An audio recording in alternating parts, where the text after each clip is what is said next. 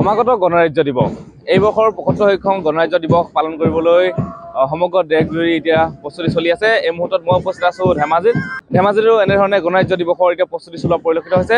আৰু পুৱাৰে পৰা এতিয়া যি আৰক্ষী বিদ্যালয়ৰ ছাত্ৰ ছাত্ৰীসকল এনেধৰণে ব্যস্ত হৈ পৰা পৰিলক্ষিত হৈছে। পোনপটীয়া সতীৰ্থ দেখা পোৱা এনেধৰণে এতিয়া যি ৭৫ সংখ্যক গণৰাজ্য দিৱস পালন কৰিবৰ বাবে ধেমাজি সাজু হৈছে আৰু এনেধৰণে এতিয়া কুচকাৱাজৰ বাবে তেখেতলোকে সাজু হৈ আছে। ইয়াৰ ধেমাজি পৰিৱেশ আপোনালোকক দেখাইছোঁ দৰ্শকসকলক আমি আৰু পোনপটীয়াকৈ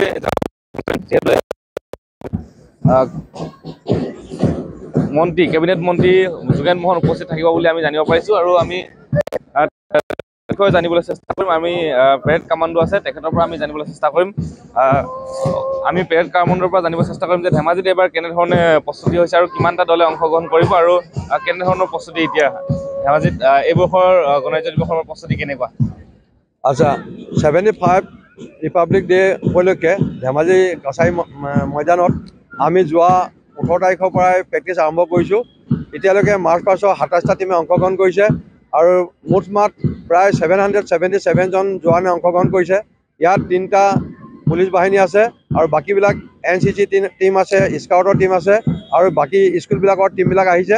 আমি দেখিছোঁ যে এইবাৰ বহুত হেঁপাহে ছাত্ৰ ছাত্ৰীবিলাকে ইয়াত অংশগ্ৰহণ কৰিছেহি আৰু মাৰ্চ পাষ্ট বৰ সুন্দৰ হৈছে। আজি আমাৰ লাষ্ট প্ৰেক্টিছ আছে, গতিকে আমিও আশা কৰিছোঁ এইবাৰ ধেমাজি জিলাখনে এটা সুনামৰ ৰাখিবলৈ সক্ষম হ'ব আৰু VIP-সকলক যাতে আমি ধেমাজি হৈ ভাল এটা মাৰ্চ পাষ্ট দেখাব পাৰোঁ তাৰ বাবে আমি অহৰহ চেষ্টা কৰি থাকিম। এবাৰ কোনোবা আমাৰ ধেমাজিত মন্ত্ৰী আহিব নেকি পেৰেডলৈ? আমি এতিয়ালৈকে শুনিছোঁ এজন মিনিষ্টাৰ আহিব বুলি কৈছে, গতিকে মিনিষ্টাৰ নিশ্চয় আহিব। আমি কালি আমাৰ DC ছাৰ আহিছিলে, তেখেতসকলে ইয়াত আমাৰ ঘোষণা এটা কৰি কৈছে VIP আহিব বুলি এইবাৰ। হয়, এনেধৰণে এতিয়া দেখিবলৈ পোৱা গৈছে যি ২৭টা দল অংশগ্ৰহণ কৰিব, তাৰ লগতে আৰক্ষী যি গৃহ আৰক্ষী তেখেতলোকে থাকিব আৰু এনেধৰণে এতিয়া এবাৰ যি মন্ত্ৰী যোগেন মোহন অহা কথা আছে আৰু যোগেন মোহনক এনেধৰণে আদৰিবলৈ এতিয়া গণৰাজ্য দিৱস পালন কৰিবলৈ এতিয়া সাজু হৈছে এনেধৰণে ধেমাজি।